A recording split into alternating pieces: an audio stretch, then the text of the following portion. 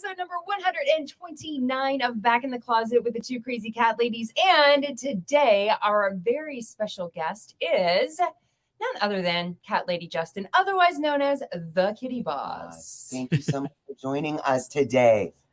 Well, thank you for having me on your brilliant podcast. I love it, so I'm honored and grateful to be here. You look so dapper. You do look dapper. That's the word I was looking for. Yes. I know. I'd say, well, I mean, if you like little kitty cat pins, kitty cat patches, then yeah, I guess. I mean, it's looking sharp for sure. I know everyone on the podcast who's listening, I can't see how dapper you look, but rest assured, he is indeed a dapper cat man. And it's rare, right? Like, how rare is it to be a cat man in the cat world? So, I think you'd be surprised. So one statistic I like to throw around a lot is that cats are actually the number one companion animal in the world. In the United States, it's been like that for a very long time. And in the UK, as of, I think it's 2018, all I remember is that it was a December only a few years ago. Cats surpassed dogs in the UK as the number one companion animal. So I think the truth is you see so much dog stuff out there, but you don't see as much cat stuff out there. And that's because a lot of cat people are in the closet. They're closet cat people. Here we sit. And here we sit in our closet. Yes. Okay. Yep. The dapperness got us distracted. Let's do a little intro because you are someone that we've just only met this year, and you have a lot of really exciting things in the works. You're doing amazing things for our feline companion animals. For anyone that doesn't know you yet, could you do a short intro for everybody? Sure. So my name is Justin, and I call myself Cat Lady Justin. It's a little tongue in cheek. It's just something I like. And so what I do is the tagline for the Kitty Boss is pick, pamper, and protect your practically perfect pussycat for a lifetime of unconditional love.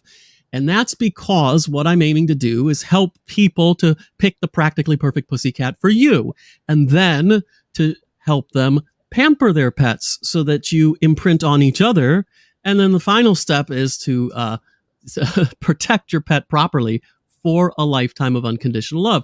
And the reason I'm doing that is because there are so many cats out there that need adoption, but there are so many people out there who might be lonely. I was one. My parents were both one. And so who need a cat, but they want one, but they think they can't have one. And they think they can't have one because it's going to be too expensive or it's going to be too time consuming. So I don't have the time. I don't have the money. And I want to show people the easy way, because cats can be the easiest mammal to own. I mean, maybe a snake is easier or whatever, but because you just feed it once a week. But the easiest mammal to own as a pet is a cat. A dog takes roughly a minimum of an hour a day of your time. Well, you could get away with, I don't recommend it, but you could get away with about 10 minutes a day to take care of a cat.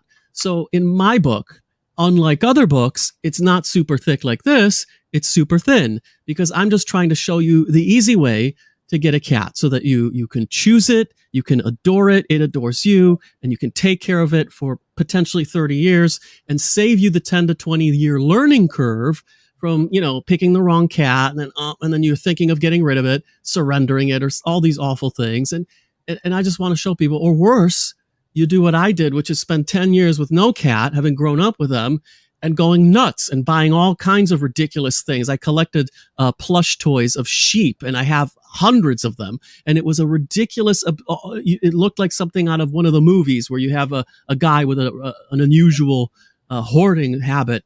And it was honestly just because I needed a cat. It wasn't I wanted one.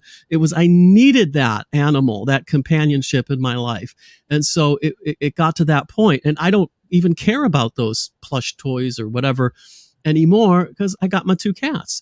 So I think there's a lot of people out there who need a cat, and I want to show them that, yes, you can have one. It doesn't have to be difficult, but you do have to learn a few things so that you can do it the easy way. So not necessarily for a fosterer or a rescuer. Those people are brilliant. They're saints. Thank God for them out there, because there's, of course, ways to deal with a difficult or problem cat.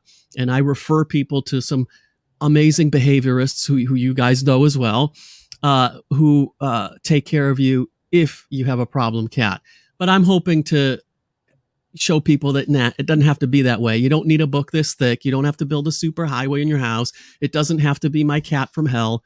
Most cats are not like that. Those are exceptional Hollywood sensationalized stories, which are hilarious and they're fun and they're great. But most cats are not like that. And if you choose it the right way, you'll have an easy life and you won't regret it. So anyway, so that's kind of who I am and why I do what I do. Well, and the cats always end up taking care of us anyway, right? more than even us taking care of them. Yeah, I mean that's a whole other Oprah, as my old coach used to say, because there are of course a ton of people who understand and know that cats are healers. Now the sort of the alternative or complementary community of healing, holistic healing knows this. For example, Reiki masters know that cats will go to areas where there are negative energy and they'll sit on it to help heal it, and that the females will dissipate it and the males will hold on to it more. And so they know that. However, the scientific community caught on not that long ago, actually, maybe 10, 15 years ago. And a lot of university studies have shown and proven that the cat purrs, and that vibration of the purr that resonates at a frequency that actually reduces the cortisol level in humans and lowers your stress. So actually cats do heal you. They do help you in many ways if you let them in. And I think that's a miracle, because if there is such a thing in existence, because what other animal, insect, or any life form that you know that actually does this thing that vibrates and heals you? I don't know of another animal on this planet that does that. Do you? No, we do not. No, we do not. And it's so interesting and perfect. It is perfect. I have to go back for a moment, just because I imagine I'm not the only person here with this question right now. Can we go back to the sheep for just a second? Yes. Because what's curious to me is why sheep, and about how many are we talking?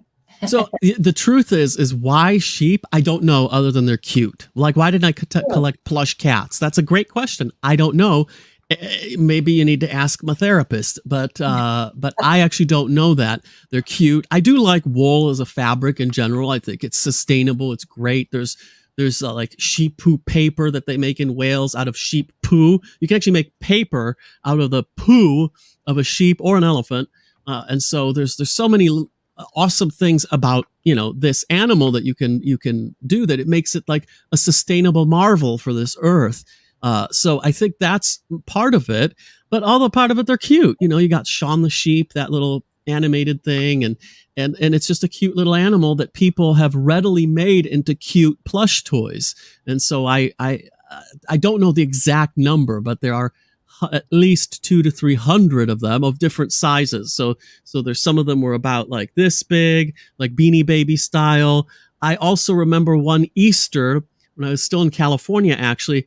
I forget which drugstore chain. It might have been Rite Aid, or one of them came out with on Easter time plush sheep, but they were gigantic. They were like this. They were huge and they were adorable. And I think I bought 10 of them. Wow. I bought 10 of them in my little apartment in LA. I bought 10 of them. I was in Winnetka, California at the time, if anyone knows where that is. But I bought so many of these things, and they traveled with me internationally because they were so important to me.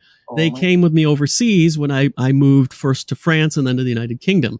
So I still do actually have most of them. I think I gave up one or two, but or they got lost or something. But it was overboard. It was really, now that I look back, I think now that's not even a collection. That's like an obsession type of thing, because a collection would be some, crockery and some, decorations here and there, and maybe, a dozen or so plush toys. But I filled the attic with them. And you were cured of this obsession by your two beautiful babes. No, even the first one. So I got Emily, and 2 years later I got Charlotte. So as soon as Emily arrived, I didn't care about these things. I was perfectly happy to bag them up and throw them in the attic, and I didn't need to play with them. I didn't need them anymore. I used to even animate them because I was an actor before. I did voices for like video games and radio and stuff. So I can do voices. So I used to actually animate these things and give them little voices and personalities. And it was like I actually build a whole character around these things. So one of them was really nasty and aggressive. Actually, another one was a lot more like funny and jokey. Another one was just this dopey, lovable thing. But I gave them all these personalities and voices. So I really went overboard with this. Oh, Wow, that is so interesting. Imagine the TikTok videos you can make with that. Oh my God. That was a long time ago, and maybe borderline embarrassing or psychotic, but and like I said, I'm into cats. I always was into cats, but now I kind of don't really care about those sheepies anymore. So tell us about your girls a little bit. Yeah, well, and tell us. Actually, I want to go back even further. When did you get your first cat, and or the first cat that you fell in love with? So I was born with cats because my family, my parents, my grandparents all loved cats. My dad, even, I remember him telling me a story of when he was in medical school. My dad's a medical doctor, now retired, but he used to have this brilliant cat that he would study with. And the cat would sit on top, and the book would be here, and Dad would be here. And every time Dad would get to the bottom of the page, he'd just look up, and the cat would turn the page for him. So I'm like, whoa, that's really cool. I haven't managed to find a genius like that yet, although my cats do understand language, which I've put to the test. But that's another story. But so I was really born with cats. Both my parents love cats. So, when my parents separated, they both, again, like me, spent about 10 years without a cat, and not maybe going as bonkers as I did, but still longing for a cat. And then finally getting one 10 years afterwards.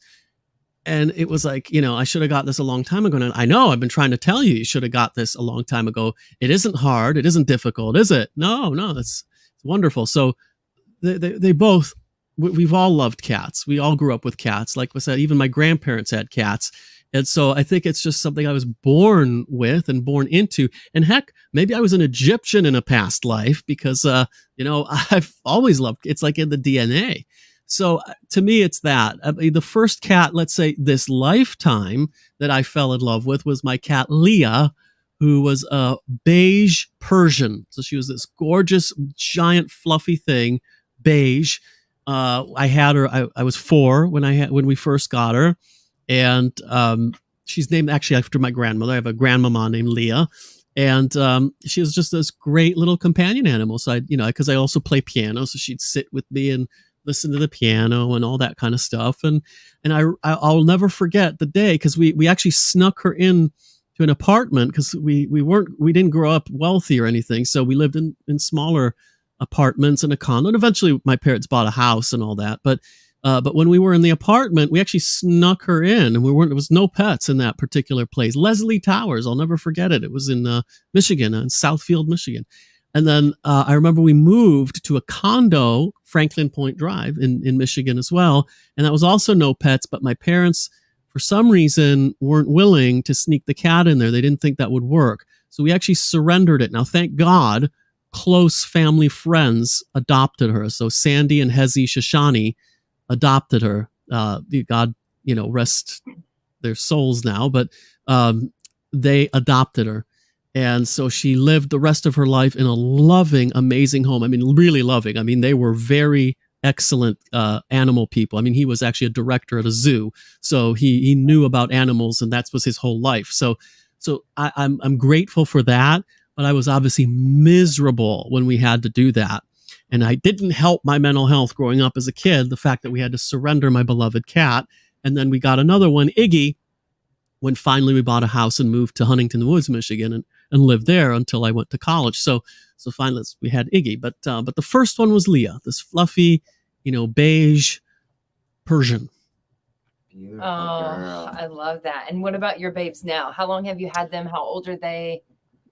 So they're my longest relationships. They're the inspiration behind the Kitty Boss, right? Like they are. Yeah, I mean they are really, because I mean the sort of the reason I say Kitty Boss is because it's who's the boss really, you or Kitty, and that's of course a wink at one of the shows I grew up watching, Who's the Boss, and then of course it's also I took inspiration from the Lady Boss, who created a movement for female empowerment.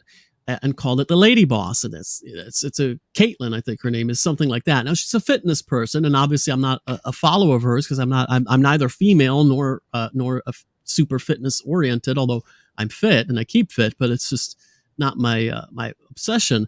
So the Kitty Boss is really, looking to create a movement for feline empowerment. So if you want it like that way, because I always like to tell everyone who knows me, they knows I love people. I get along great with everyone, but I like cats better. And it's just a thing. Like when lockdowns came, and I was like, this is great. I don't have to go to networking events. I don't have to meet people. I can just stay in my house with my 2 cats. This is bliss. This is heaven.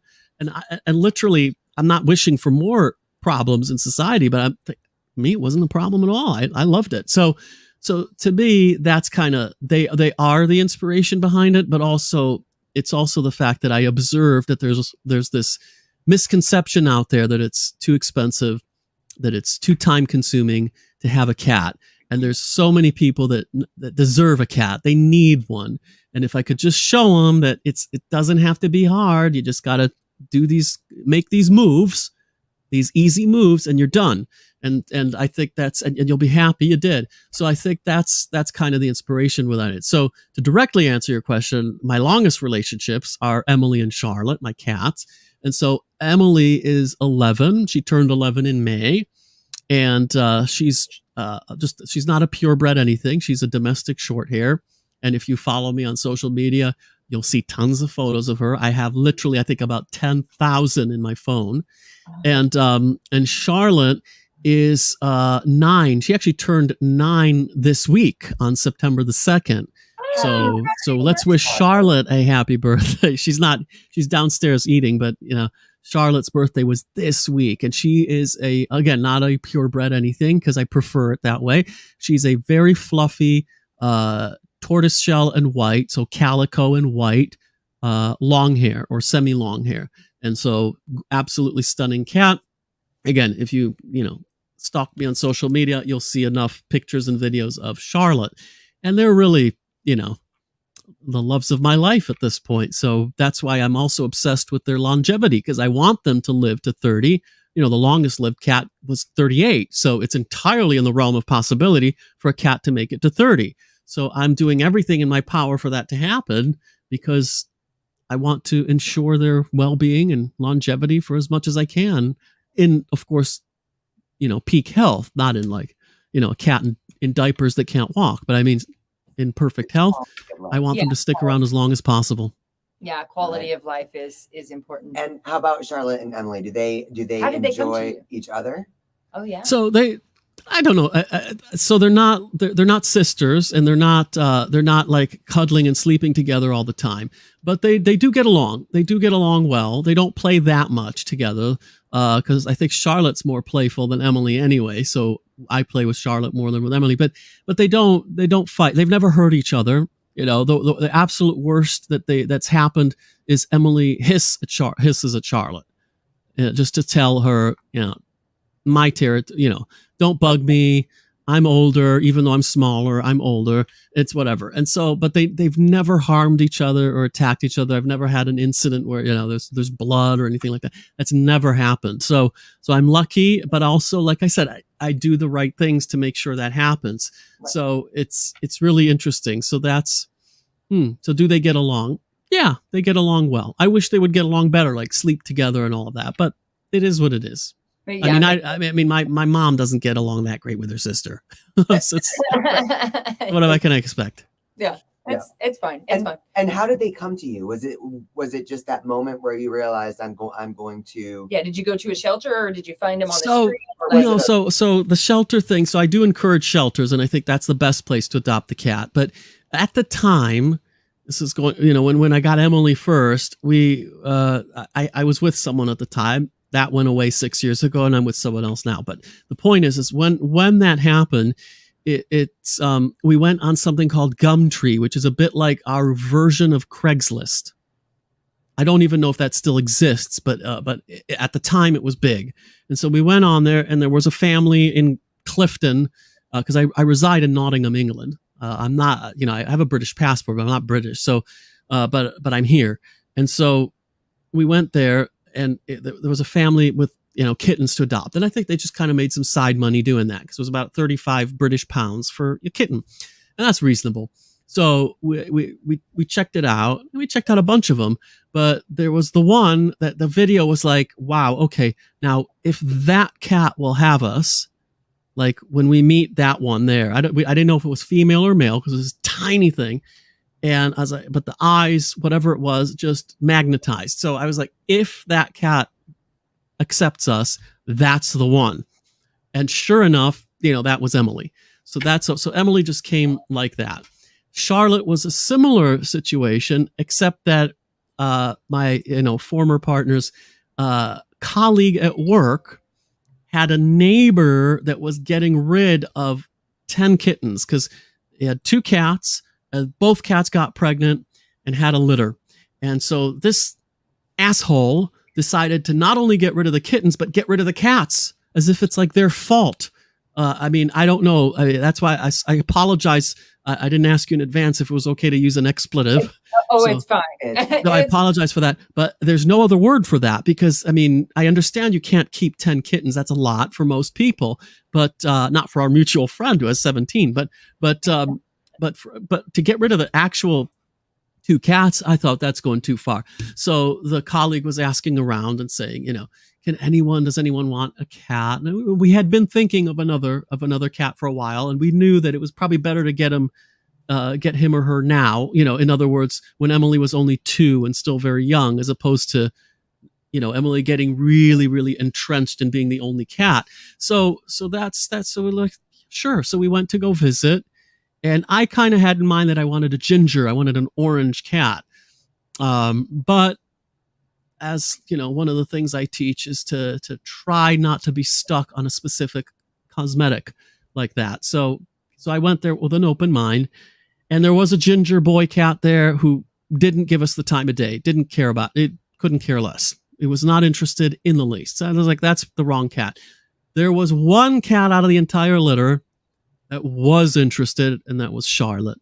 And she was interested. And so that's how she came about. And when we went to go pick up Charlotte, the most amazing thing happened. We had the cat carrier and everything because she had to be adopted prematurely because this was an emergency. So she was only 6 weeks when we took her, far too early. But it was either that or, God knows what this guy would have been doing.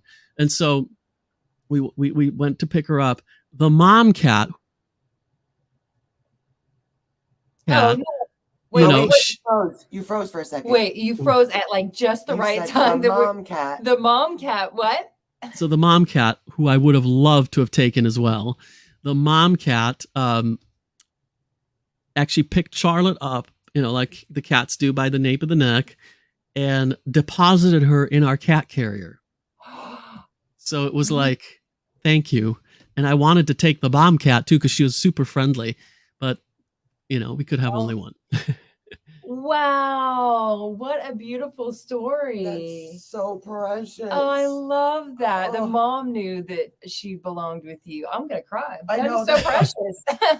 Okay, so let's talk about, I know I love how time flies when you're having a good conversation, but I want to really dig into, so you've got social media up, you've got some big things in the works. So yeah. So we got big things in the works, and what I'm proposing to do for people is to sift, sort, and separate all the junk that's out there on the internet and everywhere else, and to omit all the stuff that's questionable or not really necessary, and just present what works. And that way, hopefully, attract people and encourage a million more people to adopt a cat, because that would have a significant impact on the pet population as well as the lonely human population. So that's kind of the big dream there. And so I'm putting together, of course, through networking and meeting the best, the absolute best people with the greatest products and the services that are out there, which is how we met. Because I was like, these products are miraculous. I have them. I use them every day now, but it's just, so that's kind of the aim there. So as I'm building, right now we have social media. So Instagram, Twitter,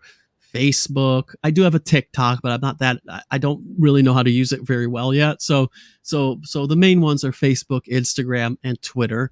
And I have a YouTube, which just streams the interviews that I do on my podcast. So there's a podcast as well called The Kitty Boss.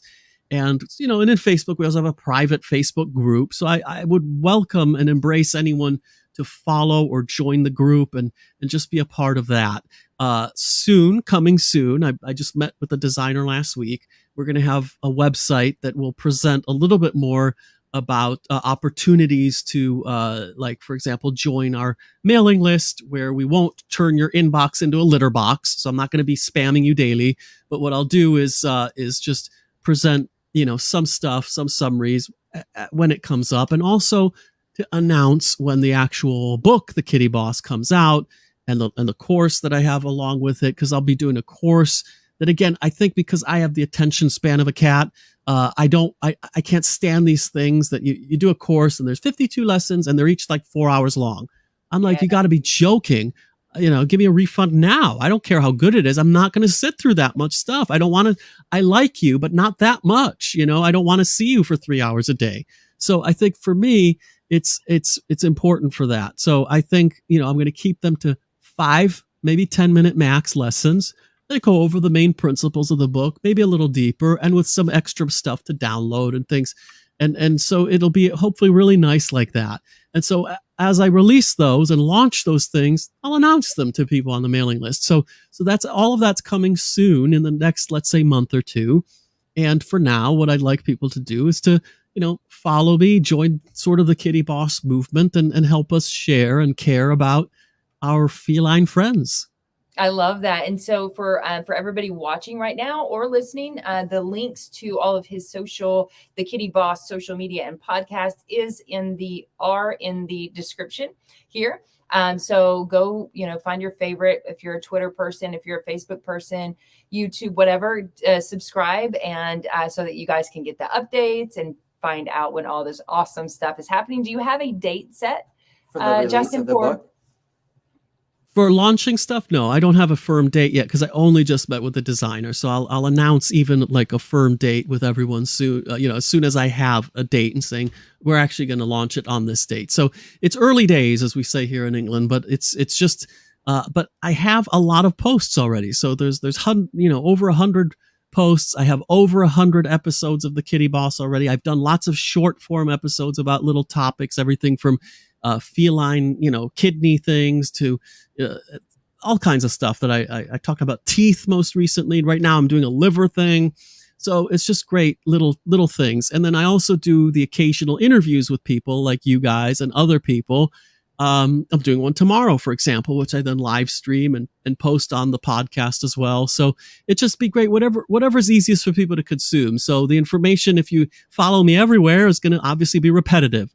But if there's a platform that you like best, whether it's, you know, Instagram or Facebook or this, but the advantage of the sort of the Facebook group is that you can ask questions. So when I go live with someone, I always welcome anyone who has a question. Like tomorrow, I go live with a behaviorist and chaplain for cats, obviously. And so it'll be really interesting if anyone has particular questions for around that. Because one thing I want to find out, because actually right now is Suicide Prevention Week from the 4th to the 10th of September. So I was actually curious and interested, do cats, you know, does that even exist, that concept? Cats that commit suicide? The answer might be no, I don't know. And so it's a question for the expert, the behaviorist, because that's actually something I don't know. So I find that to be very, very interesting and topical as well. Actually, today is also my mother's birthday, by the way. My mother. Happy birthday, Mom. So yeah, she I think she listens to my podcast, but I don't know if she'll listen to this one, but it is her birthday. So I'll let her know that you guys wish her a happy birthday.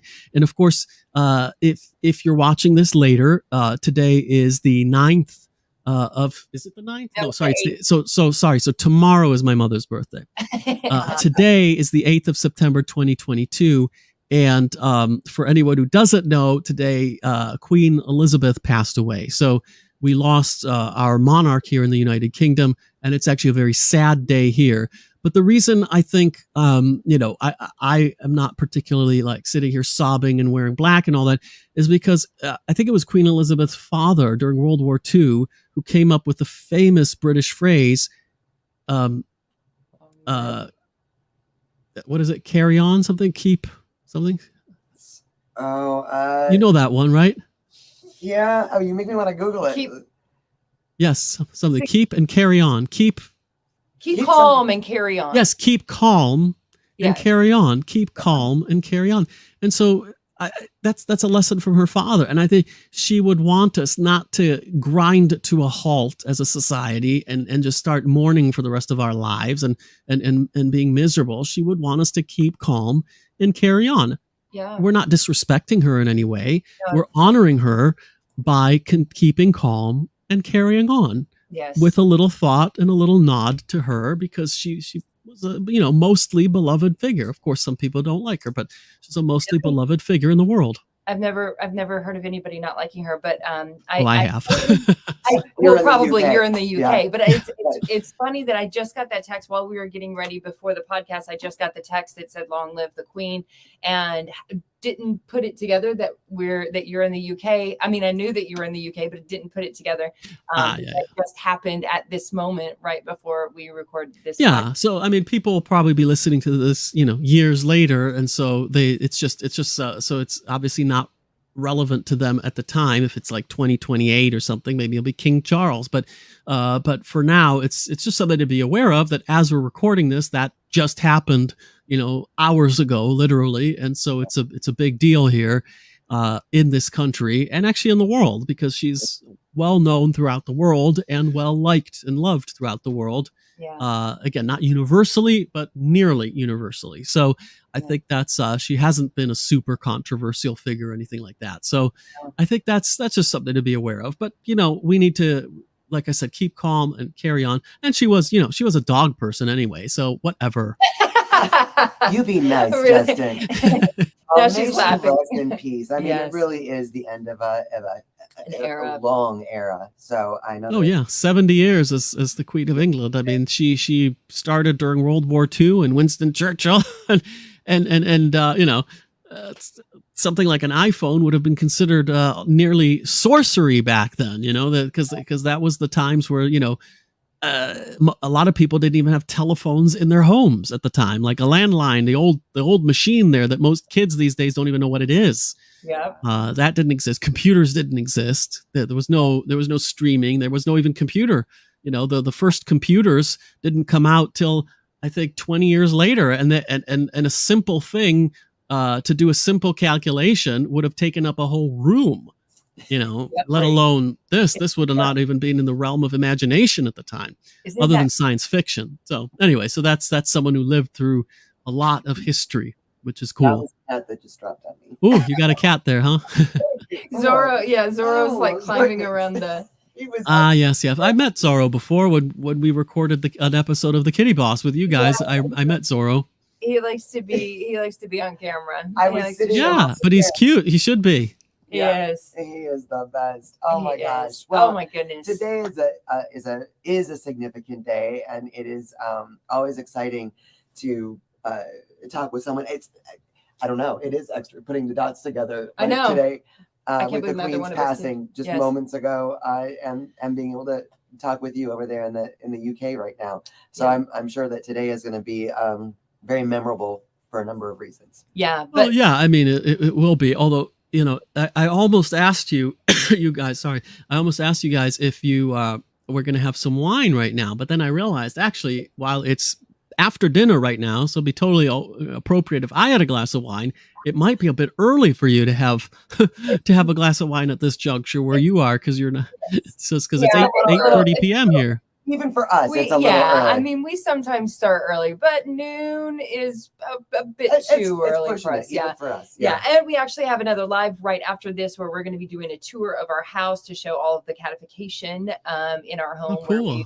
where we've and give people tips on how you can, in a small or large space, whether you own or you rent, you can actually provide enrichment in your home in different ways. So we don't want to drink before that. Yeah. But No. That's probably a good idea, and that's really cool. It's a really, really cool idea. Although my home probably needs more humanification than catification, because it's pretty much a cat lair, and I just live there. It's true. It's true. Same. Oh my gosh. goodness, Justin, Hey. thank you so much for joining us. Yeah. Again, link is in the description. Go join and follow his journey actually with all the awesome stuff that he's doing. Thank you so much for doing what you're doing and I don't know all the P words, but for I know we were trying to memorize I know. I was it. like, can I memorize that? That my brain's not working today to do that. The But trick is even if you memorized it, it's actually being able to say it because I purposely used a ton of alliteration, and it's a tongue twister, all the stuff that I say. So it's even if you did memorize it, you might have to practice like 100 times before you can actually say it without like stuttering or spitting or something. I just thought it would be fun to do it that way, but yeah, it's how to pick, pamper, and protect your practically perfect pussycat for a lifetime of unconditional love. I love it. You that's guys, go give perfect. Justin a follow. Thank you so much for having me here. I'm really grateful. I'm really honored to be here with you guys because you produce, some of the best content out there that's real, that's realistic and real. And of course, you have the greatest products ever. So I think it's really, I'm honored to be here. And, like I said, I invite anyone who's listening, who's curious, who wants to, come be a meow mentor with me.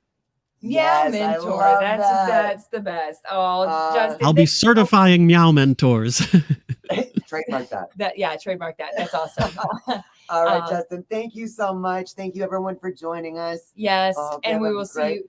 A Yes, good we evening will to see- you in the Yeah, UK. go pour some wine. Yes. We will see you all Awesome. very soon. Thank you, guys.